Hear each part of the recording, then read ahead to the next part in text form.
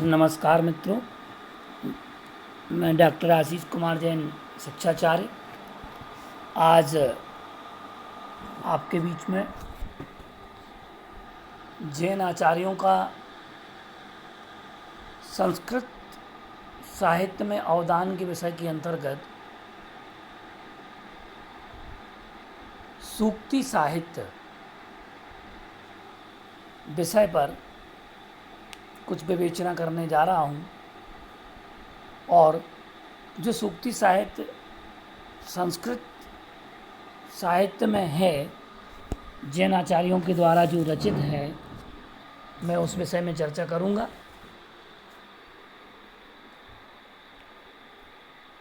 प्राचीन जैन संस्कृत सूक्ति साहित्य, इस विषय पर हमें चर्चा करनी है।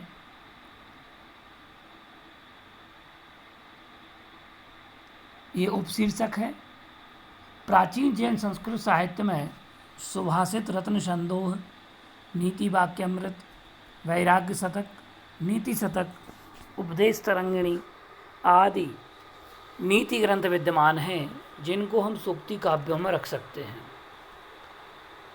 इसमें से हम प्रमुख सुभाषित, रत्न संदोह, जो आचार्य अमित गति विरचित हैं, जो जीवराज जैन ग्रंथमाला सोलापुर, हिंदी विभाग, पुष्प 31, आचार्य अमित गति एवं सुभाषित रत्न संदोह, हमें इस विषय में विश्लेषण करना है, जानना है और समझना है कि आचार्य अमित गति किनके शिष्य थे, इनका रचना काल कब है, इनका जन्म कब हुआ और कौन से राजा का शासनकाल था उस समय।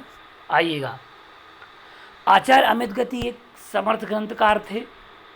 आपका संस्कृत भाषा पर असाधारण अधिकार, आपकी उद्बोधन प्रधान रचनाओं की प्रांजल रचना शैली, प्रासाद गुणयुक्त सरल सरस कौमुदी रसास्वादन सहज ही सहृदय को आह्लादित करती है। आप आचार्य माधव सेन जी के शिष्य थे।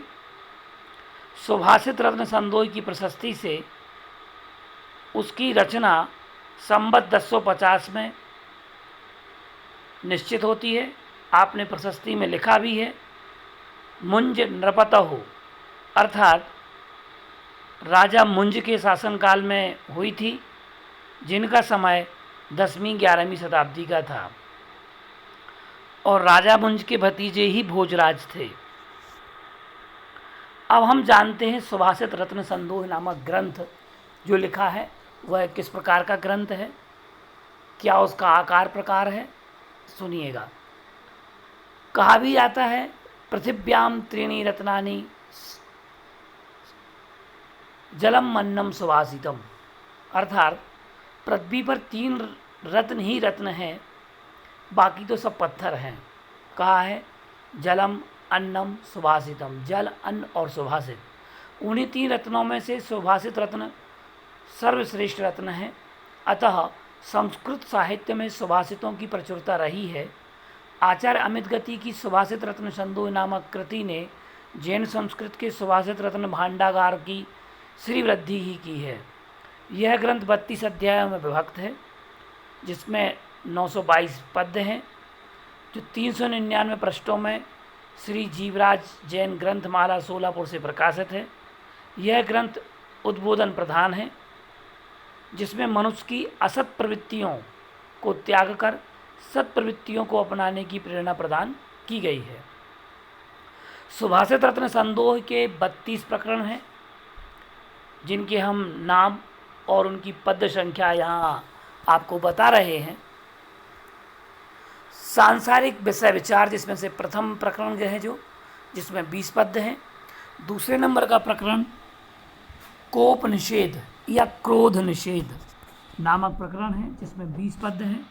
मान माया निषेध, जिसमें मान, अहंकार, दंभ और मायाचारी के निषेध की बात 20 पद्यों में कही है। लोभ निवारण, जिसमें लोभ के विषय में 20 पद्य सृजित हैं। इंद्रिय राग निषेध, पंच इंद्रिय विषयों में जो राग व्यक्ति का रहता है, उस राग के निषेध के लिए 20 पद्य लिखे आचार्य ने।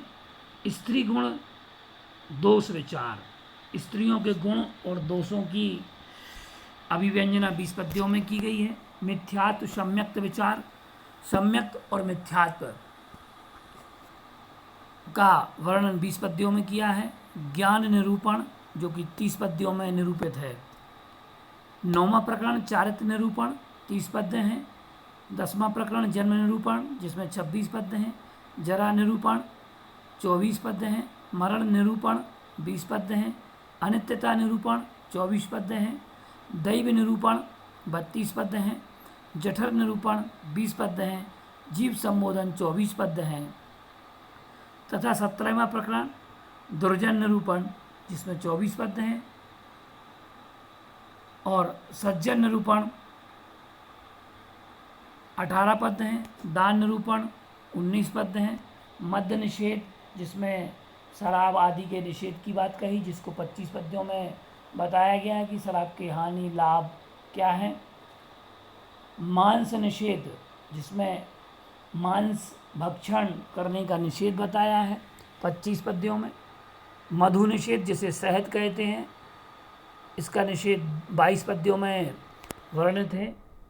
काम निषेध, काम भावनाएं वासनाओं पर नियंत्रण किस प्रकार से किया जा सकता है, उसका निषेध किस प्रकार से हो सकता है, इसका बृहद वर्णन 25 पद्यों में किया गया। वेश्या संग निषेध, जो सप्त व्यसन होते हैं उन व्यसनों में वेश्यागमन जो होता है उसके निषेध की बात 25 पद्यों में कही। द्यूत निषेध जिसे हम जुआ कहते हैं, सट्टा कहते हैं, उस निषेध की बात 20 पद्यों में कही गई है। आप्त विचार, सच्चे देव के विषय में जो बात कही गई है, जो वीतरागी हितोपदेशी है, उनका वर्णन 22 पद्यों में किया गया। गुरु के स्वरूप का वर्णन 26 पद्यों में किया गया है। धर्म निरूपण 22 पद्यों में है। शोक निरूपण 28 पद्यों में है और शौच निरूपण, अंतः शुद्धि, बाह्य शुद्धि आदि प्रकरण को 22 पद्यों में सन्निहित किया गया है। श्रावक धर्म का कथन 117 पद्यों में किया गया है और तपस्या निरूपण 36 पद्यों में किया गया है। इसके अतिरिक्त ग्रंथकार ने प्रशस्ति के 8 पद्य इसमें वर्णित हैं। प्रशस्ति में उन्होंने पूरा ग्रंथ लेखन, ग्रंथ का रचना काल, किसके काल में हुई रचना तथा किस समय में, किस घड़ी में, किस पल में, किस नक्षत्र में आदि आदि पुष्पिका वाक्यों के माध्यम से, प्रशस्ति वाक्य के माध्यम से पूरा संपूर्ण रचना का परिचय दिया है। और इस प्रकार संपूर्ण ग्रंथ में 922 पद्य होते हैं, जिनमें उपरोक्त 32 प्रकरणों में सुललित प्रासाद गुणयुक्त पद्यों में विविध छंदों का प्रयोग किया गया है। वर्णन शैली, आचार्य अमित गति की वर्णन शैली कल्पना शक्ति और कवित्व शक्ति उनकी संस्कृत भाषा के असाधारण अधिकार को स्वाभाविक रूप से प्रकट ही नहीं करती, अपितु विषयानुकूल वर्णन का चित्र पाठक के चित्त पर अंकित भी करती है।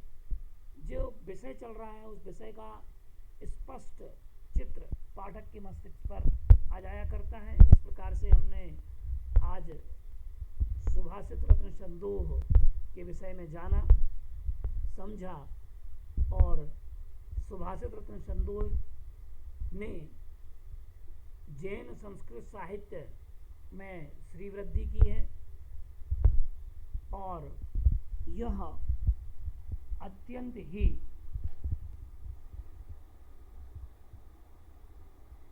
श्रेष्ठ ग्रंथ है, जो कि नीतिकारों के लिए बहुत ही उत्तम है।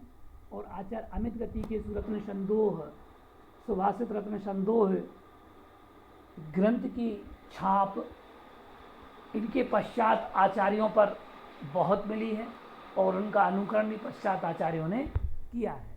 धन्यवाद।